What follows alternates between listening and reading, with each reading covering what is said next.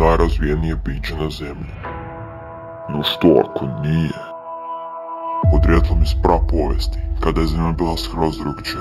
Živeo u špiljama, koristio kamene alate i otkrivao vatru, ali procesom evolucije napredovao i razvio se u današnjeg modernog čovjeka, koji je izgradio modernu civilizaciju. No postavlja se pitanje, što ako se vratimo na staro?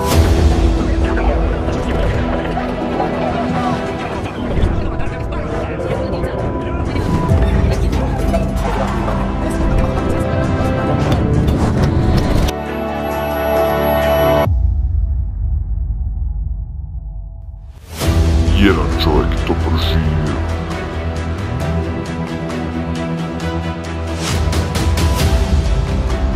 Pripada vrsti Croesus Julius.